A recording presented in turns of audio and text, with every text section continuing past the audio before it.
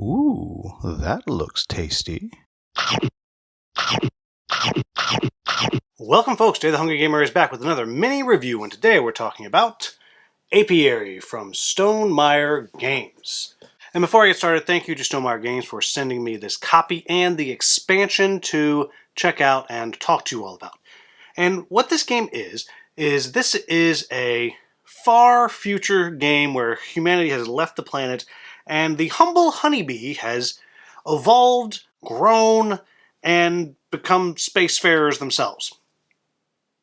Which I'm pretty sure is what science suggests is going to happen if humanity ever goes extinct. Don't quote me, but I'm pretty sure that's actually down the road. And in this game, you're all in these little, well, I guess big colony ships kind of flying out through space and kind of doing your best to space beat. And to do that, you'll be using a worker placement and kind of tableau building set of mechanics, and at the end of the game, whoever has the most points is going to be the winner. And so the main conceit, or conceit, we'll go with it, of the game has to do with the way the workers work. Every time you place a worker, you can see it in the pictures that I have flashing by, but I'll show you one right here. As you can see, they have numbers on them, 1 through 4. And every time you place the worker, you're going to get to do a thing based on the strength of the numbers. And in most cases, you're going to be taking the strength of your bee and another bee that's already there, add them together, and that's going to tell you what you get to do. It might allow you to have more options of what kind of upgrade tile you want to draft to put on your board. It might allow you to move across the kind of galaxy, space, planet map of further distance, or get other various things. Again, depending on the number. And as more bees go out to those spaces, your bees, or whoever's bee, the one that's been there the longest, will come back to you, and when it comes back, it will tick up 1 level. So 1 to 2, 2 to 3, etc. Now you always have the option to kind of put them into hibernation, which is going to do other things for you, but in general, what's going to happen is, now if it is a 1, 2, or 3 worker when it comes back to you, you're going to get to work your tableau. You're going to need to collect things from your different farms on your player mat, and depending on how you've built it, you'll be able to keep some of your resources. But if it is a 4, or if you again chose to do this, you're going to hibernate the bee. And when you hibernate the bee, you're going to get to place one of your other tokens. You get to place one of your little bee tokens out onto the board, and you will get some kind of bonus immediately. It might be points, it might be resources, etc. That's also going to be kind of marking the length of the game. Once all those spaces fill up, that's going to be the in-game trigger.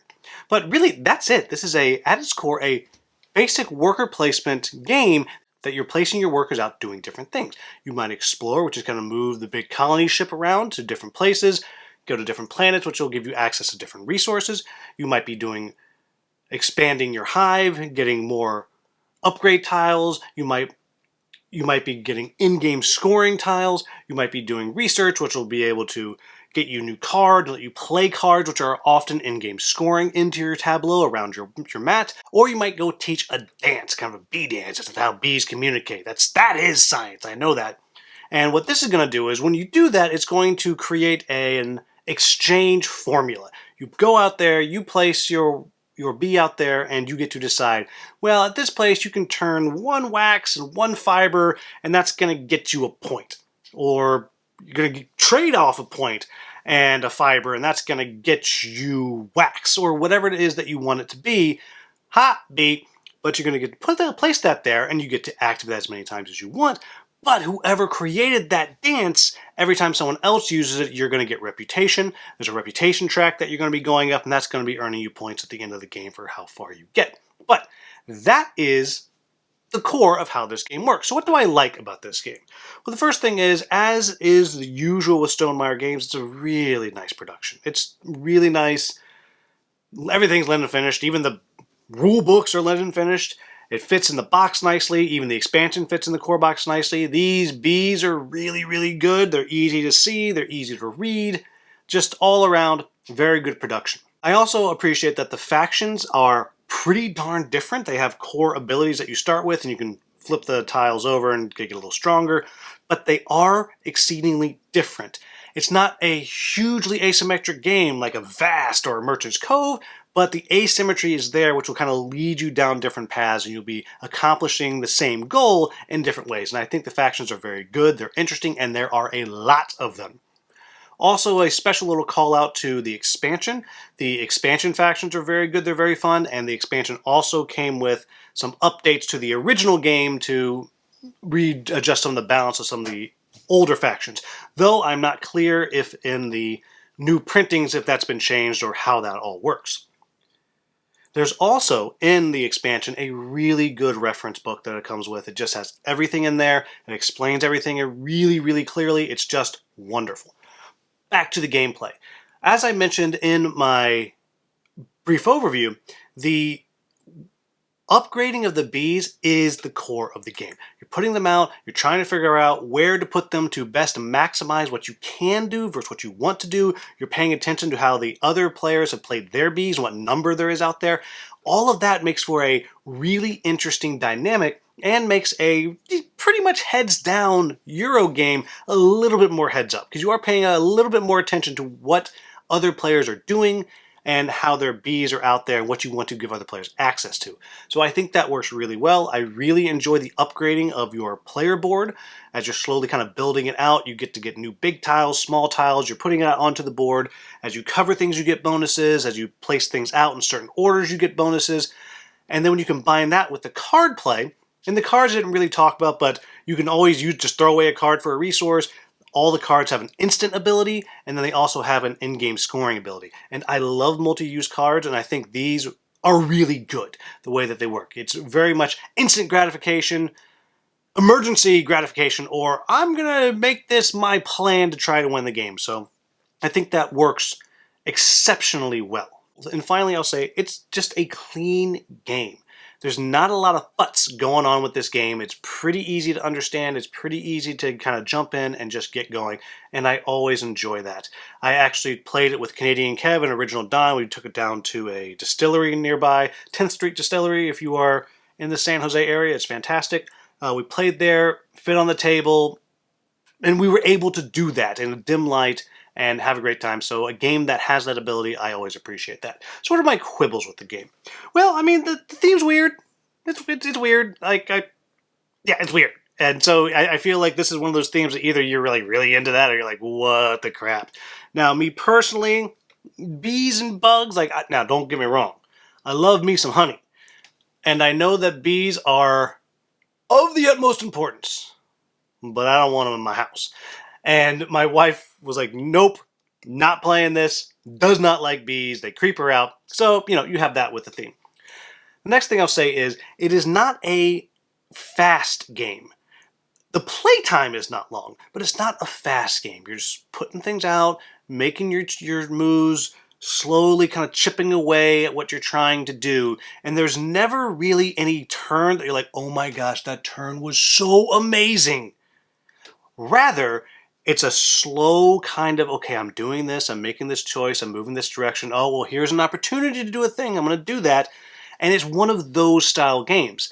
And as I mentioned, I enjoy playing the game. I really enjoy playing the game, but you never have a turn that you're like, oh my gosh, did you guys see what I did? Let me recap that for you just in case you missed it. Oh, you were in the bathroom. Let me tell you what just happened. You're not going to, one, don't do that. That's obnoxious. But two, you're never going to have that happen in this game. It's just all very incremental that you're moving through and doing things. Then the last two things I'm going to say are along the cynical side of quibbles, really.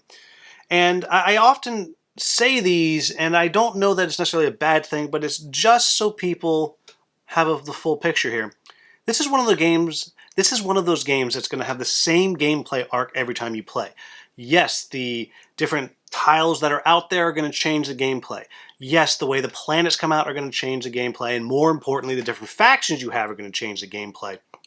But it is the same gameplay arc over and over again. Now, this is a Euro game, and most Euro games are like that, but replay is such a huge buzzword in the gaming industry.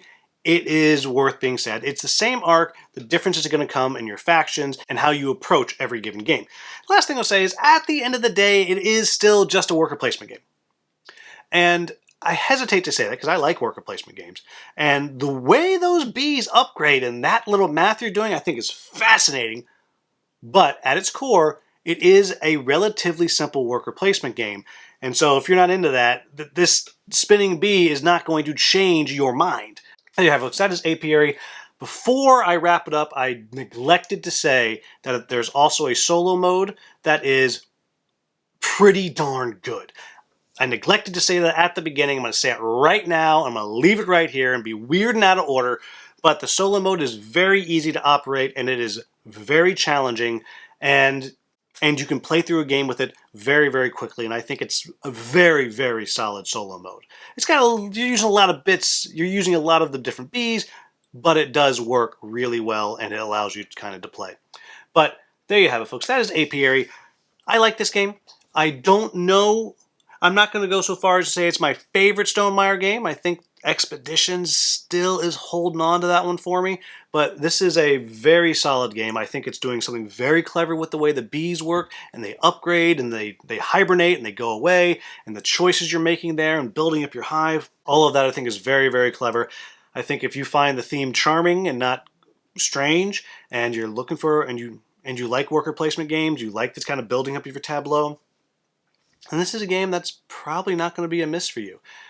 Though I would say I definitely recommend picking it up with the expansion pack, the new factions, because it fixes some problems in the original printing, and the new factions are really good. So, there you have it, folks. As always, if you found this video useful, please like, subscribe, share, maybe become a channel member. As always, thank you so much for watching. Have a wonderful, wonderful day.